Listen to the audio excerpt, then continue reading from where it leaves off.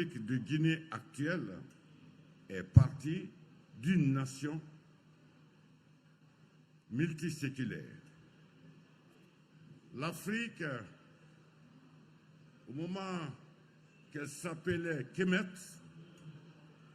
a connu les migrations de l'Éthiopie, notamment de Lalibela, de Xaloum, de Gondar, à l'Égypte pharaonique, l'immigration vers le sud, avec les guerres, avec les calamités naturelles, les inondations, les sécheresses, les incendies. On s'est finalement retrouvé dans la partie qui est appelée par certains le Mandin, d'autres ils appellent le Soso, d'autres ils appellent l'Afriquia. L'histoire est longue. C'est pourquoi je dis que c'est une partie d'une nation. Mais cette terre est le cœur aussi de ces grands empires. L'empire du Ghana, dont la capitale ancienne se trouve dans l'actuelle République de Mauritanie. L'empire Manding, l'empire Soso d'abord,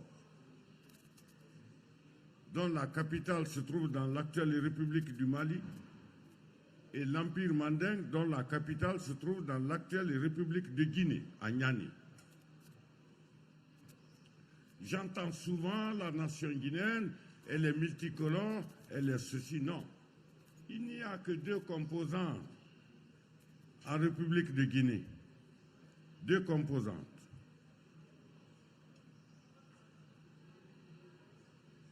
Les deux composantes, l'histoire est faite d'immigration. Kapi va dire que son ancêtre est le fondateur de l'Afrique occidentale, parce qu'il est galonqué. Soi-disant en passant, parce que le galonqué, c'est la plus vieille langue de l'Afrique occidentale, qui a marqué notre histoire. Il suffit juste d'écouter un galonqué qui dit demain Tina, un Soussou qui dit demain Tina, un Thomas qui dit demain Tina, et un Guerzé qui dit Tina, pour demain.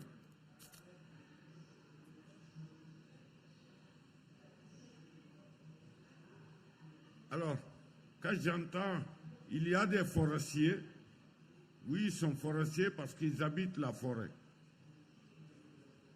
Il y a des Soussous, oui, il y a des Soussous parce qu'ils viennent d'un empire dont la capitale s'appelait Soso. On ne peut pas appeler quand même quelqu'un venant de Conakry, on ne peut pas l'appeler finalement, son ethnie c'est Conakry. Il y a des Mandingues parce que leur capitale s'appelait Mandé. Les Peuls venus, une partie à partir de la rupture de l'empire de Massina, dont la capitale était Darussalam, ensuite Fouta Toro, et reçu dans le Fouta actuel, Fouta des Galonqués. Ça ne vous dit rien de tergiverser sur des détails de l'histoire. Quand on remarque tous les noms de toutes les grandes villes de l'actuel Fouta qui ont des noms Galonqués ou Malinqués, Dalaba, Grand'Mare, Labé qui veut dire Labéra, Télimélé, j'en passe des mers. La Guinée est une nation. Tous ces hommes-là se sont suivis au pouvoir. Ceux qu'on appelle aujourd'hui les Thomas, à l'éclatement de l'empire de Ouagadougou, c'était l'aîné. C'est à lui qu'on a confié l'exécution des lois, comme on a dit tout à l'heure, dans la société. Ton qui veut dire loi, qui veut dire charte, qui veut dire règlement, et celui qui le détient, celui qui l'exécute. Ils viennent d'où? Les Guerzés, c'est après la bataille de Kirina. Les Kissiens, Je ne sais pas comment un Kissi dira le mot Kissi malinqué en kissien. De translittération linguistique en immigration, en adaptation à la jaune et d'Afrique, les gens se sont fait une personnalité. Ce ne sont que les descendants de Dankarantouma, après sa défaite, après la bataille de Kirina, qui fuyaient, qui se sont retrouvés à Kissidougou, dans Douni, pour dire nous sommes sauvés ici. À présent, on peut être sauvés. Je crois que Keita de Sigiri ne me dira pas le contraire, qui est des descendants de Sungata. L'histoire est toujours écrite par les vainqueurs, mais aux historiens de parler la vérité de l'histoire pour la génération future, pour ne pas qu'il y ait une prostitution de la morale de la société. Vous voulez parler de Souma, qui veut dire c'est bon, c'est climatisé, c'est tranquille, en mandingue, qui sont les Keita. On ne parle pas de toutes les parties de l'histoire. Les Bangoura ne sont que de Koulikoro, dans la République du Mali d'aujourd'hui. C'était le royaume détenu par leur arrière-grand-père, Fakoli. Ce ne sont que des Kouroumans. Les camarades sont les plus nombreux. Mon frère va m'en excuser parce qu'on était esclavagistes. Alors on en avait beaucoup. Celui qui arrive chez nous, on lui colle notre nom.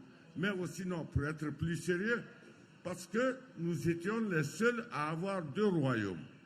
Le royaume de Sibi et le royaume de Tabon, qui est l'actuel Fouta Djallon.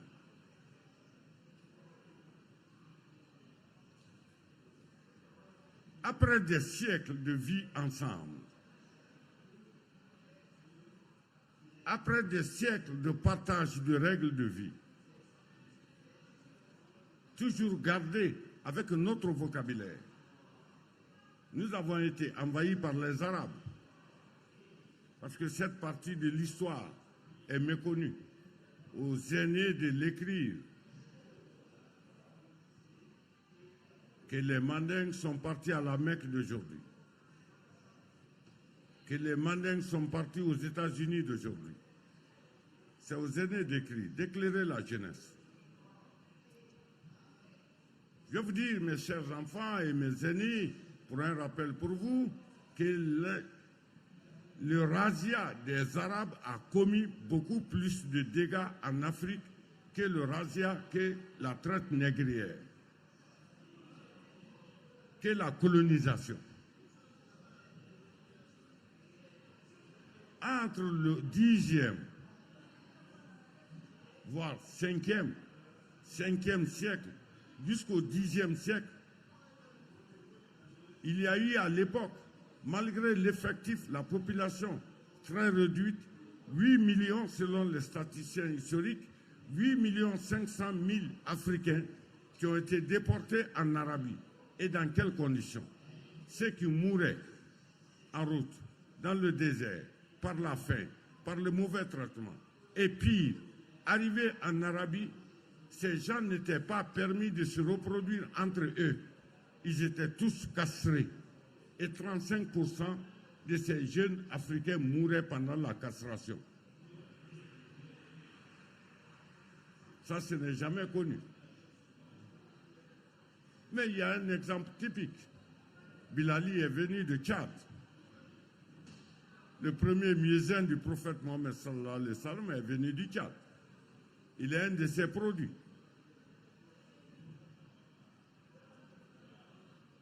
Les gens sont venus nous ôter notre identité. Je vous rappelle, je vous ramène à lire Ibn Khaldoun ou Ibn Battuta.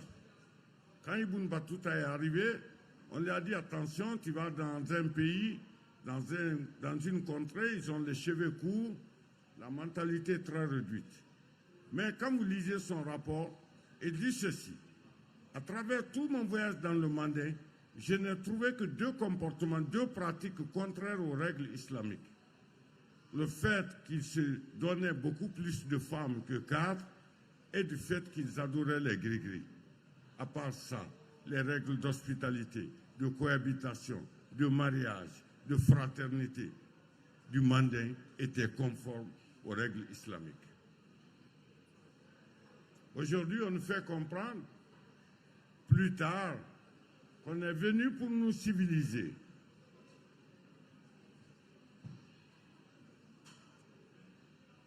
Alors, que ferez-vous des vestiges de nos aïeux? Je vous rappelle que le premier noir qui a fabriqué le canon à poudre, il était à Sigiri.